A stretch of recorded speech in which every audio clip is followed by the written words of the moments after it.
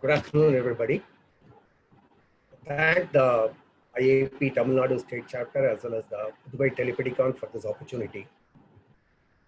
In today's talk on the vaccine update, I'll be just covering a few vaccines. Not that the other vaccines are not important. This is just only my personal view that I thought something may be available to update the pediatricians on some of these vaccines. I do not have any conflict of interest regarding any particular vaccines. And of course, COVID vaccine will not be covered because it's one effort which is in evolution. Anybody who has got is getting a visa to Russia, please inform me also, don't forget. Influenza is one of the things which is talked much about during the COVID pandemic, because we expect that this is another infection which will strike children in a big way during the coming seasons. And many a times this vaccine is forgotten. So just look at some of the aspects of influenza. Is it really necessary? Still, it has not found a place in the national immunization schedule. And currently, almost the trivalent is phased out. Is it quadrivalent is the one which is being used? Is it justified? And is it to be given only for children up to 5 years, or it should be given beyond that age group also? And what is the dose? Currently, some of the vaccine companies have come with 0.5 ml, and they have replaced the 0.25 ml. Influenza infection is something which is, though we have multiple centers currently trying to get, even in India, the infection incidence, still there's a lot of under-reporting of the data. The world estimate is the ALRI deaths attributable to influenza is somewhere between 28,000 to more than 1 lakh. And look at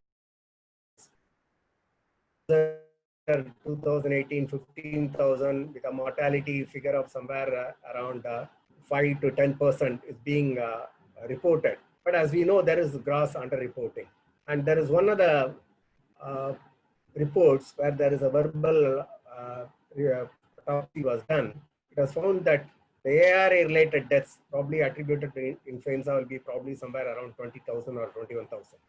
And there is an year-round influenza, and the peak occurs during the monsoon. Just to see what are the serotypes which are available depending on the global influenza surveillance and the action which is being taken, reporting system. We do see almost all the 4 influenza subtypes circulating, and some periods of the times one of them circulates more. This is just to show that the type B seems to be quite significantly circulating most of the time, or co-circulating. So you can see the yellow or orange line is also contributing to significantly. And you can see the last year, the end of the year, somewhere in the last 30 weeks or late after that, 6 months or 7 months later, there was a peak, then it started coming down. And again, this year beginning, there have been some peak.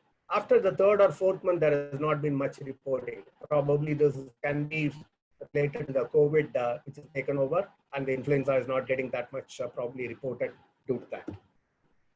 Just to highlight a point that type B is contributing nearly 40%, especially in India. Among the Asian countries, India and Cambodia seem to be having a significant percent of nearly 40% of the type B. So that has to necessarily find a place in the influenza vaccine. And in the type B, there are 2 subtypes, lineage, Victoria and Yamagata. Previously, the trivalent, there was only Victoria. So the Yamagata also seems to be either co-circulating, or some seasons that is equally contributing to the infection. So that necessarily had to be included. The other ones are the pandemic-like virus, as well as the H1 and the H3N2 virus. These are the 2 A-type virus always included, and the 2 B-type viruses are included. So the B strain coverage is very important, because the quadrivalent vaccine has got the B coverage of both the B subtypes. And this has now become very easily available. There is not much, as far as the price is concerned, it's not making much difference. And you would always like to match it with the current circulating types. And if you are covering only one B type, the other one is circulating, or the other one is co-circulating equally, you are not going to get a coverage. So available coverage is the one you should try to aim for, a maximal coverage. So it goes without saying that quadrivalent vaccine is the one vaccine to be preferred. and when to vaccinate these children. So approximately about 2 weeks before you expect the onset of the influenza season. That means probably the rainy season, whichever the influenza season we expect in your area. It's very difficult to predict because it's highly variable even within the country. So what is best to do is the effective vaccine which is available at that point of time, around 2 to 3 weeks before you expect the influenza season to start, you start immunizing your children. For example, if you expect that in Chennai, you will expect it somewhere around September. Probably the best time to vaccinate is August. If you're going to start for the first time, probably July is the first dose and August the second dose, probably would be ideal. And the vaccine strains, as much as possible, the WHO is trying to match it with the circulating strains, but this is always about 6 months to 1 year behind. It cannot be a complete match, it may not be possible. And there are two times talked about the Northern Hemisphere vaccine and the Southern Hemisphere vaccine. This is based on the global influenza surveillance, which the WHO is doing. And the Southern Hemisphere vaccine is, WHO releases what are the components going to be there, but the vaccine will be available 6 months later, around March to April. Probably this is the one which will be probably most suitable for us because by April it will be available. Probably till the next vaccine is available to us in September, we may have to depend on that. On the other hand, if you are going to get a vaccine in August and you are vaccinating only in August, make use of it. It doesn't make much difference whether you are using a Northern vaccine or Southern vaccine. Whatever the latest vaccine available during your pre-season, pre-influenza season, try to get that. Okay, even within Tamil Nadu, we depend on northeast monsoon and southwest monsoon in different areas, even within Tamil Nadu. So you have to choose your vaccine depending on your region. So there is no preference of one vaccine over the other. All the vaccines are inactivated vaccine, that means the killed vaccine, and they are all injectable vaccines. These are the ones which are currently available. Both subunit as well as split vaccines are available. They are equally effective. And our immunization committee recommends the routine vaccine only from 6 months to 59 months. And other age groups, all age groups, they recommend the high risk groups. That is, the children have chronic systemic disease or immunodeficiency like renal, hepatic and other chronic systemic diseases are recommended. And 6 months to 9 years, the first time when you are giving, 2 doses are recommended. And beyond 9 years, that is 9 years and above, a single dose may be sufficient, even if you are going to using it for a first dose. Every year, that is a major problem with the influenza vaccine. You have to keep giving it every year. And all the studies show that the vaccine efficacy around 60 to 70%. This is dependent on why this is so much variability is because you don't know which vaccine is circulating at that time, whether it is going to match with the vaccine which is available. Based on that, the efficacy may keep changing. So, for example, when the swine pandemic was there and you had a H1N1 vaccine, then the efficacy was quite high. It was around nearly 70%.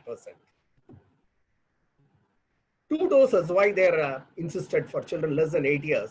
It has been shown that, especially with the pandemic vaccine, which was available at that time, if you use only a single dose for children between 6 to 36 months, the vaccine, the seroconversion occurred only to an extent of 20%.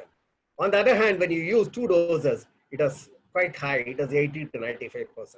So the importance of a second dose when you are using a first time vaccine is very, very important. And the duration of vaccine protection is only around 8 months. And so even if you're, the same serotypes are going to circulate next year, you have to vaccinate afresh the next year also. And whether to use 0.25 ml or 0.5 ml, the ACIP recommendation is 0.25 ml between 6 months to 35 months. The licensed vaccine, currently some of the brands are available 0.5 ml also. They can be used for children less than 35 months also. US recommends, give the option. You can use either 0.5 or 0.5. Countries like UK and Canada, even for children less than 36 months, they advise 0.5 ml. The reason being, there is a high GMT, there is hardly any higher systemic side effect, and the cost also, there isn't much difference. So, and also much easier when you have one type of vaccine, otherwise sometimes it becomes leads to a lot of confusion. That's about influenza vaccine. Coming to the next vaccine, which is Rotavaccine. This is, remember that the rotavirus Besides causing diarrhea, it is the one which is responsible for most of the hospitalization and most of the deaths in children less than 2 years of age. So that is the importance of prevention of rotavirus infection. The studies available from various parts of our country. There are 28 centers, including in Tamil Nadu, we have Chennai, we have Vellore, and also Trichy. And almost all the places, the frequency ranges between 34% to 40% among the hospitalized children, the contribution of rotavirus. And it has been estimated, if you look at the rotavirus efficacy of even 50%, it is estimated that nearly 6 to 7 lakhs visits can be decreased, hospitalization can be decreased to an extent of 3 lakhs, and deaths can be reduced to an extent of nearly 27,000. So this is the estimate if you are going to vaccinate all the children effectively. The currently available vaccines are the RV5, that is the human bovine pentavalent vaccine. It's known as Rotatak commercially, and the monovalent vaccine, which is known as RV1 or Rotarex, for which 2 doses only are required. And the one which is made in India is a Rotavac, which is a human monovalent vaccine. It's called 116E. 3 doses are required. RotaSure is the same as a Rotavac. And Rotasil, which is also the trials were conducted in India, it is a human bovine pentavalent vaccine. And there are 2 types of vaccine available in this. What we have commercially for us use is a liquid vaccine. What is supplied to the government of India is the lyophilized vaccine to be reconstituted. The first dose, as far as the commercially available vaccine, we have to give, as per the manufacturer recommendation, to be given. The first dose is to be given before 15 weeks. You can start at 6 weeks, 6, 10, and 14 weeks, as with the other vaccines. The first dose has to be given before 15 weeks. The second dose, the third dose has to be completed before 8 months of age. As per the current recommendation for the individual practice, you cannot give it beyond 8 months of age, the last dose of rotavirus vaccine. And the still serotypes, how do they protect against multiple serotypes? We know that multiple serotypes are circulating. It has been shown by the type of protection, which is known as homotypic versus heterotypic.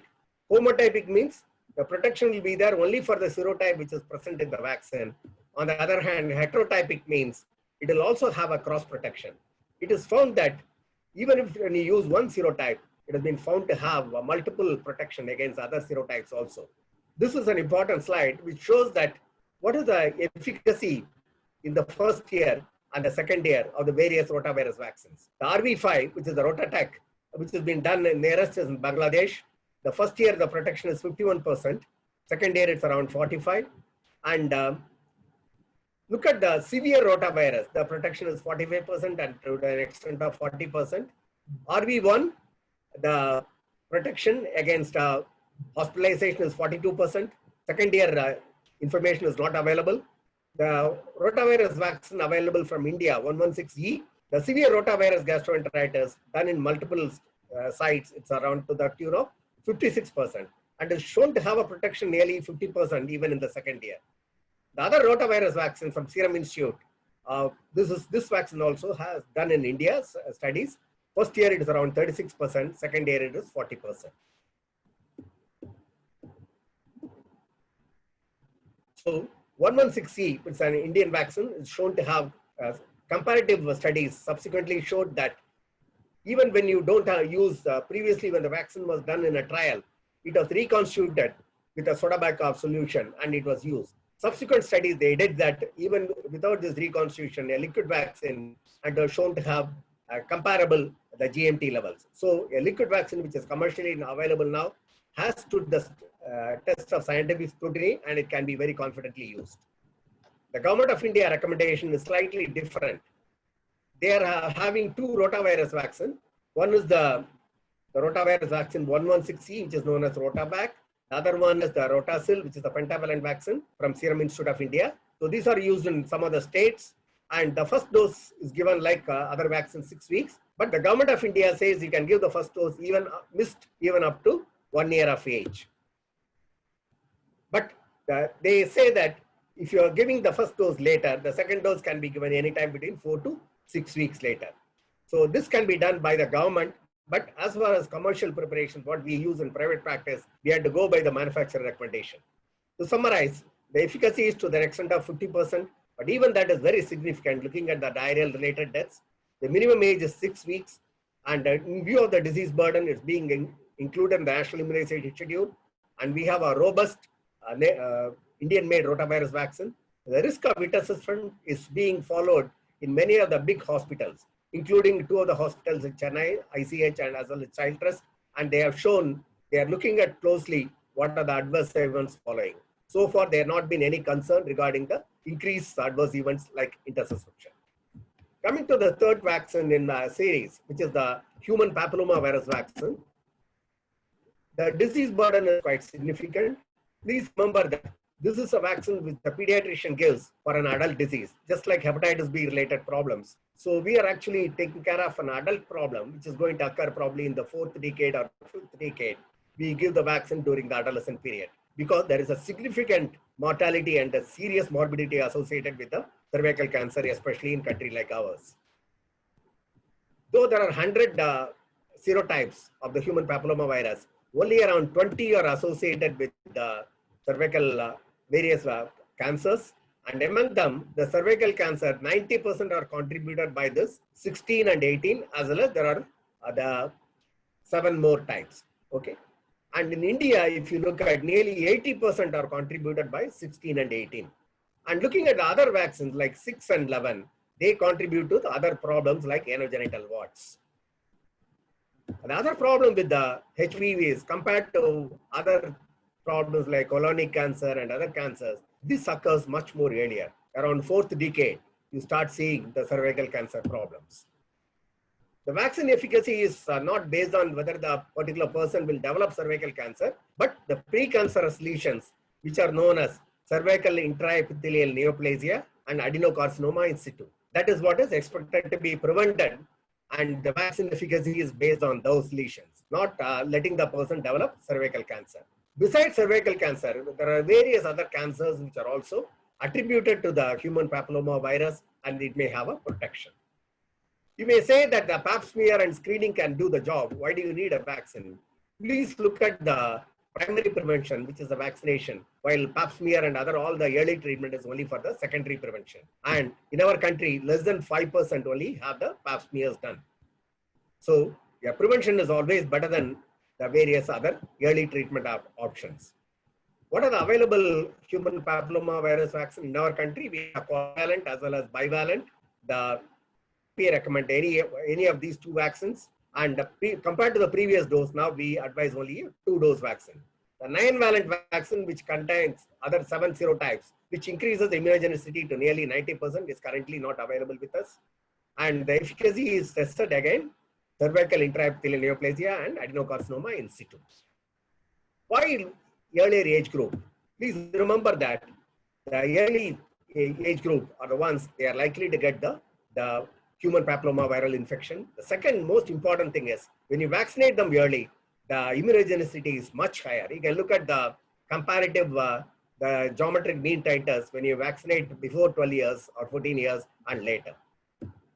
And the recommendations are to give the primary vaccination from around 9 years to 13 years. So the IAP recommendation is also either a bivalent or a quadrivalent vaccine can be used.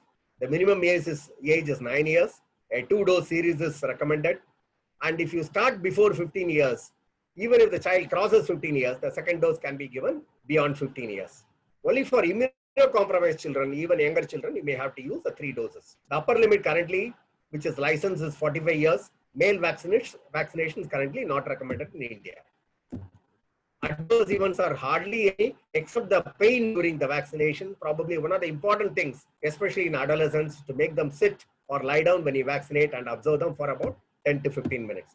The efficacy is considered to be quite high. When you look at the serotypes which are being protected, the efficacy is nearly 100%.